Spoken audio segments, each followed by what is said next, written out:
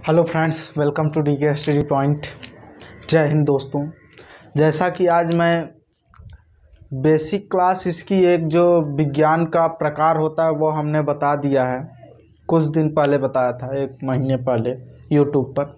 आज मैं नया टॉपिक लेकर आया हूँ कोशिका, ठीक, जिससे कि देखिए कोशिका से ही हमारा जीव विज्ञान की उत्पत्ति हो रही है।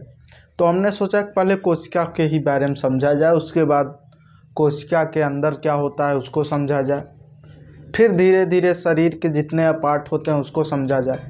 तो देखिए, अगर इस वीडियो से जो मैं आज पहली वीडियो बना रहा हूँ, अगर इससे हमें कोई और ज़्यादा आप लोगों से सपोर्ट मिल रहा है तो मैं अगली वीडियो बनाऊँगा। अगर आप लोगों से सपोर्ट नहीं मिल रहा है तो नहीं बना पाऊँगा, ठीक। तो देखिए, आज कोशिका जो कि हमने पहले ही लिख दिया इसलिए कि जिससे कि वीडियो बड़ा ना हो। तो चलिए आइए हम समझते हैं।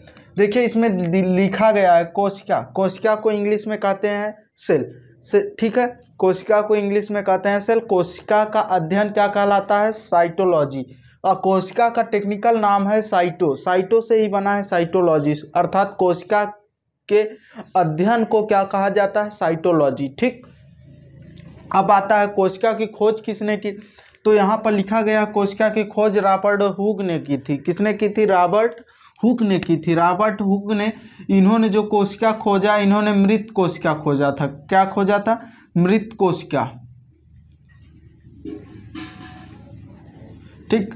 इन्होंने मृत कोशिका को खोजा और इन्होंने जो खोजा है, इन्होंने खोजा था 1665 ईस्वी में।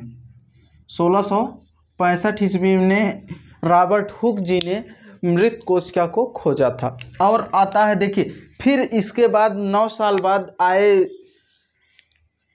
जो कि एंटोनियो ल्यूवेनहॉक ने, जो कि 9 साल बाद जीवित कोशिका को खोजा। कितने साल? 9 साल बाद, अर्थात 1674 ईस्वी में।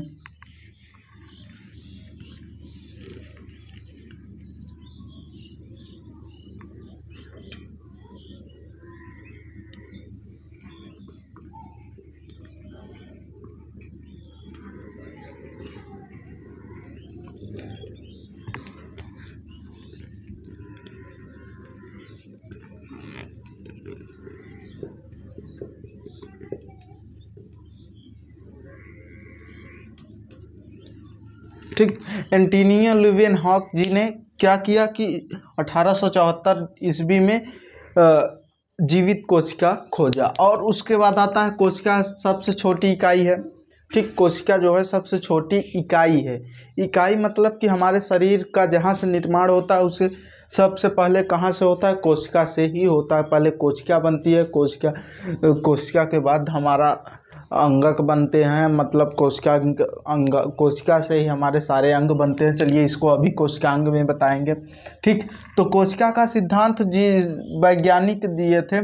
कोशिका का सिद्धांत जिन्होंने दिया था, स्लाइडेन एवं सॉन नामक वैज्ञानिक ने दिया था। स्लाइडेन एंड सॉन नामक वैज्ञानिक जी ने कोशिका का सिद्धांत दिया था। इन्होंने इस सिद्धांत में यही कहा था कि हमारी शरीर, मतलब कि चाहे जिसकी शरीर हो, शरीर जो है शरीर का निर्माण कोशिकाओं से हुआ है। शरीर का निर्माण कोशिकाओं से हुआ है।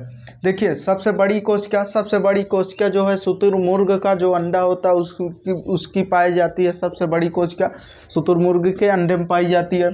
सबसे छोटी कोशिका होती है माइक्रोप्लाज्मा। सबसे छोटी कोशिका होती है माइक्रोप्लाज्मा होती है।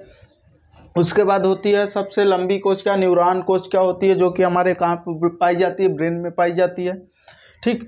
और यह न्यूरॉन कोशिका जो है, यह न्यूरॉन कोशिका में कोशिका विभाजन नहीं होता, अर्थात इसमें सेंट्रोसोम नहीं पाया जाता, इसलिए यहाँ पर कोशिका विभाजन नहीं होता। कोशिका विभाजन सबसे तेज कहाँ पर होता है? यकृत में होता है। सबसे तेज कहाँ पर होता है? यकृत में। यकृत मतलब लीवर, अर्थात लीवर में होता है, ठीक। तो कोशिका विभाजन न्यूरॉन कोशिका ब्रेन में नहीं पाया जाता। हमने बताया न्यूरॉन कोशिका अगर हमारे ब्रेन में कभी चोट लग भी जाए तो वहाँ की अगर कोशिका नष्ट हो जा रही है, यह ऊपरी वाली नहीं, यह तो चमड़ा है, यह चमड़ा के नीचे जो है अगर वहाँ पर चोट लग जाती, इसी वजह से जिसके सर में चोट लगती है वह इंसान जल्दी बचता नहीं। अगर सर में चोट लगी तो वह इंसान ख़त्म हो जाएगा, क्योंकि वहाँ पर जो हमारी कोशिका है, वहाँ पर जो कोशिका होती है वो कोशिका उसकी दोबारा से निर्माण नहीं हो पाती। जैसे अभी हमारे यहाँ पर हाथ पे कट जाए तो उसके बाद कुछ दिन बाद सही हो जाता है, जितनी कोशिका कटती है उतनी ही कोशिका आ जाती है। तो इसे यह करता कौन है? यह सेंट्रोसोम करता है, जो कि कोशिका के अंदर पाया जाता है, कोशिकांग होता है। तो चलिए अभी कोशिका के बारे में, कोशिका के अंग को जब पढ़ेंगे तो उसमें बताएंगे, ठीक। और इसमें आता है मृत कोशिका। मृत कोशिकाओं को क्या कहा जाता है? मृत कोशिकाओं को नेफ्रोसिस कहा जाता है, ठीक। अब मृत कोशिका जो होती है उसे क्या कहते हैं? नेफ्रोसिस कहते हैं, ठीक है। तो अगर आप लोगों को यह वीडियो में अच्छा, और जैसे देखिए कोशिका जो है, कोशिका का अध्ययन साइटोलॉजी होता है, इसका टेक्निकल नाम क्या होता है? साइटो होता है। और ध्यान दीजिए, कोशिका के अंदर यह नहीं कहेंगे कि, अब देखिए कोशिका की खोज किसने की थी, और कोशिका के अंदर ही केंद्रक पाया जाता है, कोशिका के अंदर केंद्रक पाया जाता है, जिसे हम कोशिका का ब्रेन कहते हैं। इसकी खोज रॉबर्ट ब्राउन ने की थी। किसने की थी? रॉबर्ट ब्राउन जी ने की थी, जो कि यहाँ पर नहीं लिखा गया। तो चलिए अब वो सब कोशिकांग के अंदर की बात है, तो कोशिका के अंदर ही हम बताएंगे उसको, ठीक है। तो इसकी वजह से यह हम स्लाइड में लिख दिए थे, इस वजह से अब हम फिर आपको पॉज करके लिख दिए हैं, आगे लिख दिए हैं, वो आता है। तो देखिए फ्रेंड्स, जैसे कि हमने लिख चुका था, या देखिए इसमें दिया गया है कोशिका के अंग। कोशिका भित्ति, सबसे पहले सेल वाल्व। कोशिका भित्ति किस में पाई जाती है? कोशिका भित्ति ओनली पादप में पाई जाती है, पेड़ पौधों में पाई जाती है। यह सेल्यूलोज की बनी होती है, या पेड़ पौधों को सुरक्षा प्रदान करती है।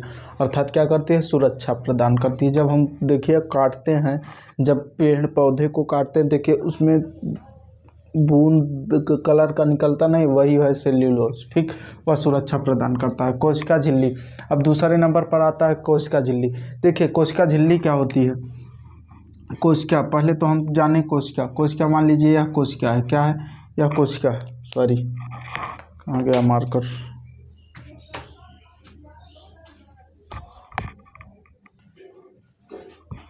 देखिए फ्रेंड्स, मान लेते हैं हम यहाँ से प्लाज्मा को हटा देते हैं, हम भी बताते हैं। मान लेते हैं हमारी क्या है? कोशिका है। यह हमारी क्या है? कोशिका है। देखिए कोशिका भित्ति, इसके ऊपर क्या पाई जाती है? कोशिका भित्ति। इसके ऊपर इस आकार में क्या पाई जाती है? कोशिका भित्ति, ठीक। यह ओनली कहाँ पर होती है? पादप में। कहाँ पर होती है? पादप में, ठीक। यही इसी आकार की होती है। यह कोशिका झिल्ली सिर्फ पेड़ पौधों में पाई जाती है और कहीं नहीं पाई जाती है, जो कि सेल्यूलोज की बनी होती है। किसकी बनी होती है? कोशिका सेल्यूलोज की बनी होती है। पेड़ पौधों को सुरक्षा प्रदान करती है। क्या करती है? सुरक्षा प्रदान करती है, ठीक। तो अब आते हैं दूसरे नंबर पर कोशिका झिल्ली। कोशिका झिल्ली होती क्या है? देखिए कोशिका झिल्ली होती है, यह प्रोटीन की बनी होती है। देखिए कोशिका झिल्ली यही होती है कोशिका झिल्ली, ठीक। यह होती है कोशिका झिल्ली। कोशिका झिल्ली किसकी बनी होती है? कोशिका झिल्ली को प्लाज्मा झिल्ली भी हम कहते हैं, प्लाज्मा झिल्ली भी कहते हैं। यह जो है अर्धपारगम में होती है। क्या होती है? यह अर्धपारगम में, मतलब कि हम जैसे हम रुमाल नहीं मुंह से पूरा ढांक लेते हैं तो आधा इस पार आधा उस पार दिखाई देता, तो अर्धपारगम में होती, अर्थात पूरा नहीं दिखाई देता, लेकिन आधा इस तरफ आधा हल्का जुजला टाइप दिखाई देता है, ठीक। तो इस पार से उस पार हम देख सकते हैं इससे। यह प्रोटीन की बनी होती है। यह क्या होती है? प्रोटीन की बनी होती है। इसी के अंदर कोशिकांग होते हैं। जितने भी कोशिकांग होते हैं सब इसी के अंदर पाए जाते हैं, चाहे माइक्रोकांडिया हो, चाहे केंद्रक हो, चाहे राइबोसोम हो, चाहे लाइसोसोम हो, सब इसी के अंदर पाए जाते हैं। सेंट्रोसोम वगैरह सब कुछ इसी के अंदर पाए जाते हैं, ठीक।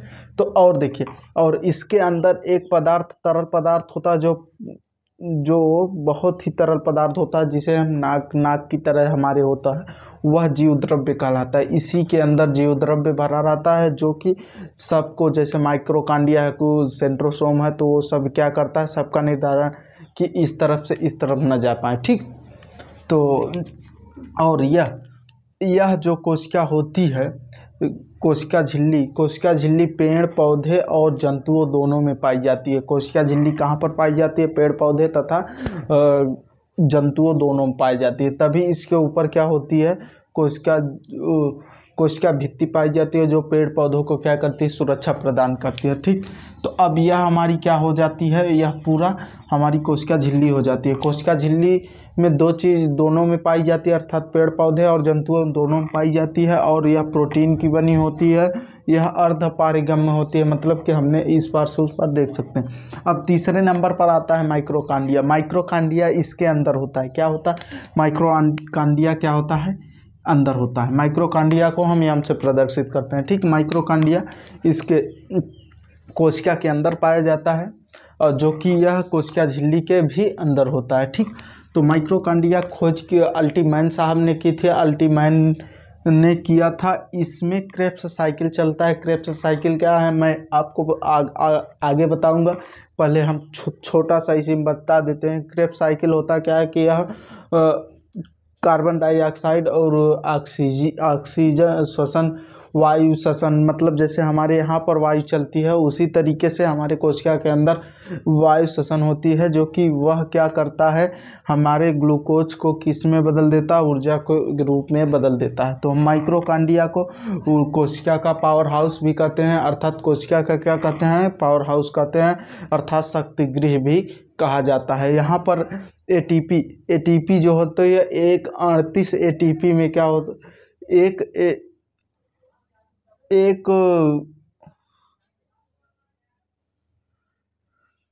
चलिए इसको आगे बताएंगे अभी।